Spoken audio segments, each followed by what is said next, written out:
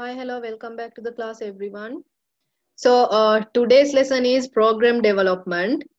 Okay, many of you have told me that you didn't do this grade 6 lesson, right? And no yeses, only one yes, Amina did it. So, majority of the answer is no. Okay, so for that, uh, I will teach you the grade 6 lesson. After that, I will enter to your book. Okay, the reason is because maybe some of you ask me, why teacher, no need of learning the grade 6 subject, let's just go with the 7. No, we can't go just with the 7 without having an idea what we have learned in grade 6, because this lesson, okay, the algorithm and flowchart, it is based on the programming subject. So you should know the basic to go to the next level. Understood? For that, I'm doing you the grade 6, okay, because you didn't do the grade 6 lesson, the algorithm and the flow charts. I will teach you this lesson. After that, we will enter to the grade 7 book. Okay, right. So algorithm and flow charts, why we are learning this lesson? Okay, this lesson is based on programming. Normally it is programming. So last week I told you what is programming. That means we are going to make a small software using the Scratch. Okay, so some of you may have learned the Scratch software, and most of you maybe know, right? So in this lesson, we should know the basics. Then only we can continue with the lesson chapter. Okay. So in this lesson, we will learn many things. I just will go with a quick explanation in this chapter, okay, in your grade 6 chapter. So process of solving practical problems. So we'll see what are problems, okay, and how to solve the problems. Uh, Imagine that a group of relatives have arrived when you were alone in the house. You need to serve them some tea. Here you should prepare a cup of tea by following different steps. So imagine that when you are alone at home, your relatives are coming to your home. When there are no one, only you are at home. Then what happens? You happen to make cup of teas, right? You happen to make a cup of tea or prepare a cup of tea for them to drink. So when you are making a cup of tea or when you are preparing a cup of tea, you follow different steps to solve this. So making a cup of tea means it is a problem. Solving the problem is you making the cup of tea. You follow some steps to make the cup of tea are the solution, right? On other occasion, you will have to make a fruit salad for a dessert or make a birthday cake. On all these occasions, you need to solve problems. Compare it with calculating the area of a rectangle during your mathematical lesson. So, in another occasion, maybe you happen to make a fruit salad for a dessert or else a birthday cake. So, on all these occasions, you need to solve problems, right? So, making a cake is a problem. Preparing a fruit salad is a problem, right? So, all these problems should be solved. Also compare it with calculating the area of the rectangle during your mathematics lessons, right? All these are problems. When we have a certain aim, we do certain activities to achieve it. In our day-to-day life, we often solve problems. So, for an example, we'll say you are hungry, that is a problem. If you are thirsty, that is a problem. If you are sleepy, that is a problem. If you want to wear a dress, that is a problem. If you want to brush your teeth, it is a problem. Understood? If you want to have a bath, that is a problem. So all these problems, there are solutions. Understood? So how to solve a problem? The problem needs to be analyzed well before solving it. So when you are solving a problem, you should analyze the problem. You should examine the problem. You should look at the problem. What is the problem actually is. Then you can get a good understanding of how to solve the problem. If you have a good idea about the problem, if you have analyzed the problem well, if you examine the problem very well before solving the problem, then you will understand how to solve the problem. Understood? The process of problem solving has an input, output, and process. So each problem or every problem, when you solve it, there is a process of solving a problem. What is the process of solving the problem? It is when you are solving a problem, it has an input, it has output, it has process, or it has input, it has outcomes, it has process. So these three steps are there when you are solving a problem. When the process of solving problems is taking place, there are input, outcome, and process. So maybe you will be confused by now. Teacher, when we learned about the computer itself, we learned that the computer does several work tasks, like it inputs data, process the data, outputs the processed data as an information. Here also, when solving a problem, there are inputs, there are process, there are outputs. So what are the input of the problem solving? What are the process of the problem solving? What are the outputs of the problem solving? Input of the problem solving is the things to be included to solve the problem. The process are the guidelines to be followed to solve a problem. And the output, the result you get after solving the problem. Didn't understand yet? Okay. Thus, you will understand that processing content according to a recipe is known as solving problem. For an example, we'll say you have to prepare a fruit salad. Okay. So when preparing a fruit salad, there are input, process, and output. So what are the input, process, and output of preparing the fruit salad? The input is a variety of fruits.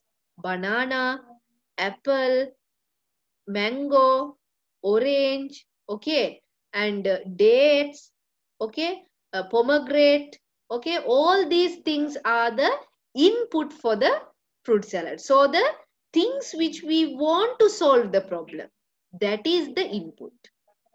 And sugar, okay. What is the process? You wash the fruits is a process. You cut the fruit is a process. You mix the fruit is a process. You are doing these things, right? So these things are the process. What is the output? A fruit salad. Now had an idea about how to solve a problem. So there are input to solve a problem. There is a process going on in solving problem. There are output after solving a problem. Nice. Another example. Input, process, and output of finding the area of a rectangle are as follows. Now you want to find the rectangle's area. So what are the input to find the rectangle of the area? The length and the width of the rectangle. You should have the length and the width of the rectangle, no, to find the area of the rectangle. What is the process? Length into length into width. You should multiply them. What is the output? Area of the rectangle. That is the output. Right. Now you know what are problem solving. What are the steps taken when solving the problem. Now let's go to the algorithm. What is an algorithm? You don't know, right? What is an algorithm? If you are able to prepare a cup of tea, tie the shoelace correctly, or put on the school uniform correctly, then you know how to use an algorithm, right? You know how to prepare a cup of tea. Step by step, if you know how to prepare a cup of tea step by step, then you know what is an algorithm. If you know how to put on school uniform correctly, if you know how to make a cake correctly, if you know how to prepare a fruit salad correctly, if you know how to brush your teeth correctly, then you know how to use an algorithm. So all these years, you have been solving problem without you know, isn't it? Did you know until I tell you that when you feel hungry, it is a problem? Or did you know or did you realize that if you feel sleepy, that sleepy is a problem? Have you ever imagined brushing the teeth is a problem, or eating is a problem, dressing is a problem, studying is a problem, doing homework is a problem? Have you ever imagined those things as a problem? No, right? Now only you know that those are problems. But unknowingly, you were solving problems in your life. So most of the things in your life are problems. And what you tend to do is you are solving these problems, right? So if you know how to solve these problems, okay, if you know how to prepare a cup of tea, if you know how to tie the shoelace, if you know how to wear the dresses, if you know how to sweep a home, if you know how to brush, blah, blah, blah, and everything, if you know to do everything in a correct way, then you were using an algorithm, or you know how to use an algorithm. What is actually then an algorithm? What is actually an algorithm? An algorithm, okay, it is a method. It is a method that includes all the steps of solving a problem in order. A method includes all the steps to solve a problem in order is known as an algorithm. Now for an example, you are brushing the teeth. What is the algorithm of brushing the teeth? What are the methods? What are the steps to solve the brushing the teeth? You take the brush. You apply toothpaste. You brush your teeth. That is the order, right? Have you ever brushed your teeth after that apply the toothpaste? No, then the algorithm is wrong. So what is actually an algorithm is? An algorithm is a method that includes all the steps of solving a problem in order. The method or a method that includes all the steps of solving a problem in order. That is an algorithm. If you still didn't understand what is an algorithm, let's go. I will tell you what is an algorithm. The steps to create a fruit salad, or the steps to prepare a fruit salad. That is an algorithm. So this is the algorithm. The first step, finding various kinds of fruits.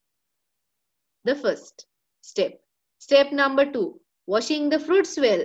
Step number 3, cutting fruits into small pieces. Step number 4, putting the pieces of fruit into a bowl. Step number 5, add sugar and mix. Step number 6, serve the fruit salad in bowls. So this is an algorithm. This is a method, okay? This is a method of preparing a fruit salad, and all the steps are, now you are solving, right? The problem is making the fruit salad now. So you are solving that problem. So when you are solving the problem, there are steps now to use here. The steps, you use these steps to solve the problem in order. That is an algorithm. It is important to write the steps sequentially in an algorithm. Okay, the steps should be sequentially written. The steps should be correctly written. Think about what will happen if the sixth step is done as the second step. If the sixth step happened as the second step, what is the second step? Washing all the fruits, right? So if the sixth step is washing all the fruits, what will happen here? All the fruit mixed with sugar should be washed again, no? So the algorithm is wrong, isn't it? After putting the pieces of the fruit into a bowl and add the sugar, and after mixing it, if you bring the step 2 as the step 6 here, then what happens? Everything goes messed, right? It messed up. All the, all these pieces will be washed here. So when writing an algorithm, you should write it in a sequential manner. The steps should be sequentially written. If not, the algorithm will be wrong. Now understood what is an algorithm? Therefore, it is very important to write the steps of an algorithm sequentially. If not, it would be messed up, right? For an example, we'll say putting the shoe on is a problem. So you should wear the shoe. So before going to school, how you wear the shoe? You put the shoe, after that you are wearing the socks. No, right? So the algorithm is wrong. So if you should follow the algorithm in the correct way, what you should do? First of all, you should wear the socks. After that, you wear the shoe, right? So that is the correct algorithm. The algorithm should be written sequentially in the correct manner. Okay? How to write an algorithm? Now you know what is an algorithm. So how to write an algorithm in the correct way? When writing an algorithm in a standard way, every algorithm must have a start and an end. Remember that. When you are writing an algorithm, every standard algorithm, it should have a start and an end. Therefore, it is compulsory to include an initial step and a final step in writing an algorithm in addition to the normal steps. So for an example, when you are writing an algorithm, you should write it like this, okay? The box is not necessary, but you should do step 1, start. So every algorithm, when you start, you should start, the first step of the algorithm is start. And the very last step of the algorithm is end. This end and start should be included when writing an algorithm. Now understood? For an example, the algorithm for making a chocolate cake. Whatever the work, before you do it, you should start it, no? You should start the work now. So that's why the first step is start. Now start, first step. Next, clean and wash the baking tray and other bowls. Dissolve chocolate. Mix wheat flour and baking powder. Beat butter until it gets creamy. While beating, add sugar little by little. Add the eggs one by one to the sugar and butter mixture and beat it. Then add the flour mixture little by little. Seventh step, add the dissolved chocolate. Step number 8, add milk. Step number 9, put the mixture into the baking tray and bake it. Step 10, let it cool after baking. Step 11, decorate as you wish and serve it. Finish. Step 12, end. So this is how you should write an algorithm. Okay. Another example. Find the area of a rectangle. How to find the area of a rectangle? Start. See, this is also an algorithm. Start. Get the length of the rectangle. Get the width of the rectangle. Area equal length into width. Get the area of the rectangle. End. Now you know how to write the input, process and output of a problem, and how to solve it, how to write an algorithm, and what is an algorithm. Now let's go to the flow chart. Okay, what are flow charts? A flow chart is a graphical representation of an algorithm steps. Now we are writing the algorithms like this, right? In words, no. These algorithms which are written in words, we represent them as a graphical representation. We represent them using some symbols. Then that we can understand it very well, right? So what is a flow chart? A flow chart is a graphical representation of the algorithm steps. For this, there are some standard symbols to use. Okay, for an example, you know, when writing an algorithm, there should be a start and an end, right? So likewise, when drawing a flow chart also, there should be a start and an end. Okay, so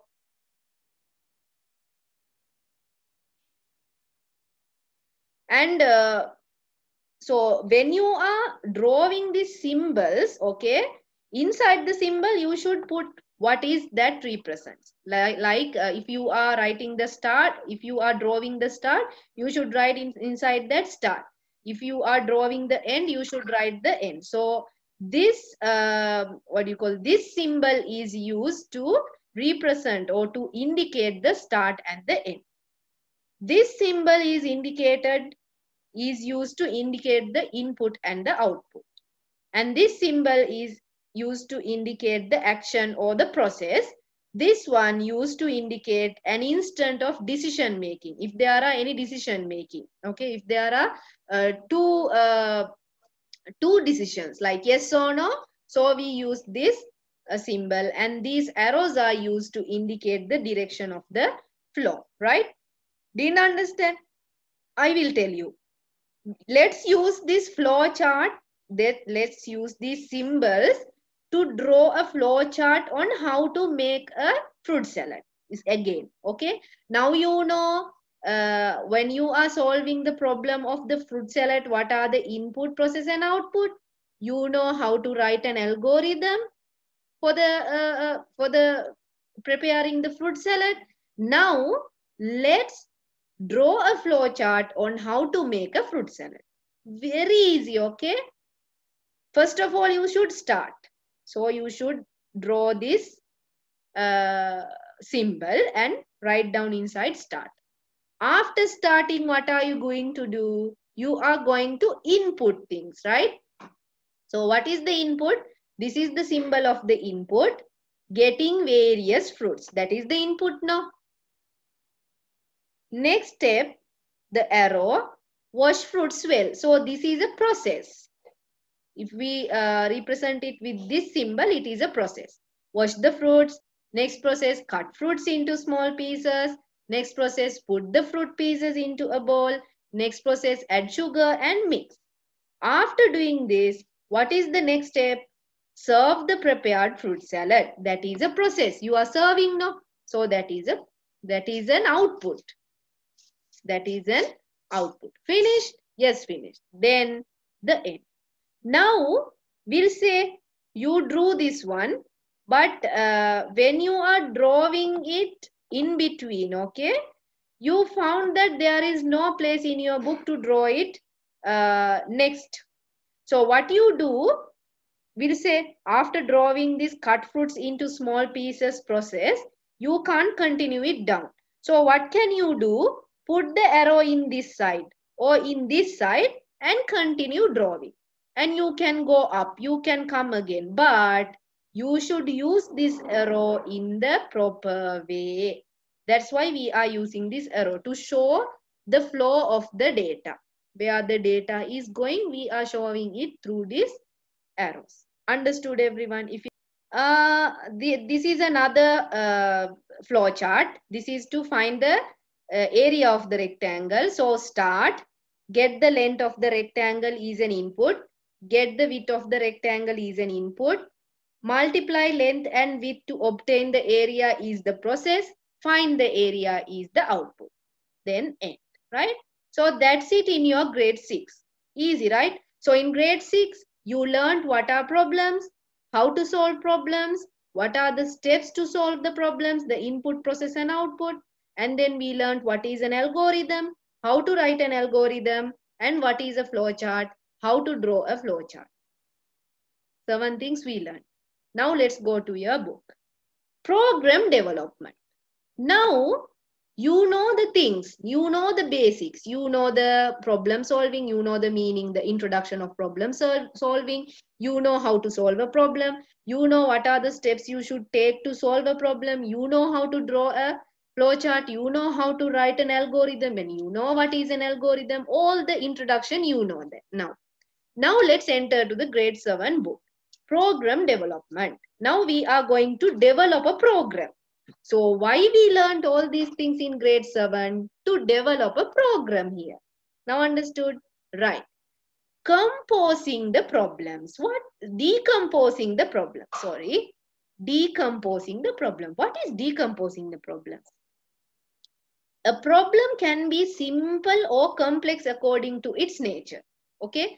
So either it can be a complex problem or it can be an easy problem, a simple problem.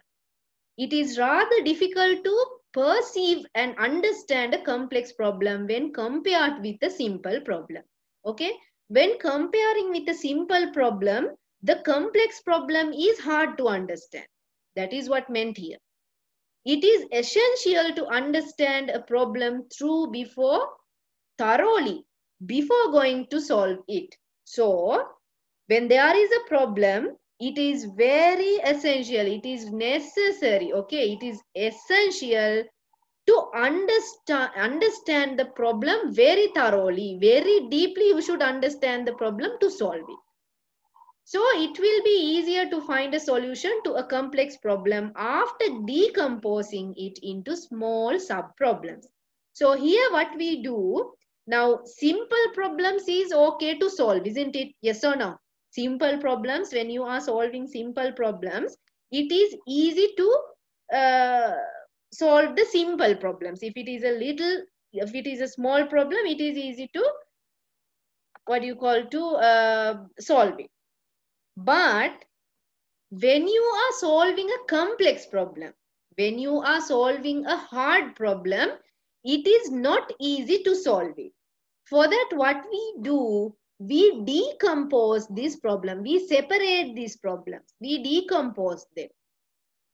What is decomposing? For an example, a complex object with several shapes and colors. This is an object. There are several colors. There are several shapes. So this is a problem, okay? This is a problem. If you want to solve this problem, what you should do here, you should decompose them. You can decompose it according to shapes, or else you can decompose them according to the background color, right? So after decomposing, now we can solve the problem one by one. Likewise, a complex problem that seems difficult to solve at once can be broken into several smaller sub-problems as much as possible. Then these sub-problems can be solved easily one by one. So imagine there is a complex problem and it seems very difficult to solve that problem at once. What we do here, we break this complex problem into several small sub-problems as much as possible. And then we solve these sub-problems and tada, at last what we get, the solution. For an example, okay, see here, this is a complex problem. We are dividing it into sub-problems and then step by step we are solving these problems. So what is the advantages of decomposing a problem? The advantages of decomposing problem is to make the solution easily, to solve it easily. So easy to solve, easy to understand, easy to describe, and easy to analyze. So these are the advantages of decomposing a problem. For an example, in grade 6, you have learned about the basic mathematical function which include addition, subtraction, multiplication, and division of a whole number. Okay, so in grade 6, you know how to add numbers, whole numbers, how to divide numbers, how to subtract numbers, how to multiply numbers, you know. Additionally, in the first term of grade 7, you have learned about solving sums when more than one mathematical functions are used with a whole number, right? So there in grade 6, you learned only how to multiply a set of number, how to divide a set of number. But when you come to the grade 7, in your first term, they are teaching you how to solve sums when more than one mathematical function comes in that sum. For an example, this is a sum. This is a sum. Why we call it as a sum? Because there are multiplication, addition, and division also. So can you solve this sum at once? We can't solve it at once. Understood? This, okay. This, okay, we can't, right? So we can't. Now what we do here, we decompose this sum. How to decompose it? First, do the multiplication. 5 into 6 equal to 30. After that, with this 30, add the 4. 34. After that, Divide the 34 by 2. 17. So what is the solution? 17. Since it is hard and complicated to solve this sum at once in one step, okay, at once mean in one step, we can't take the solution of this sum at once, no.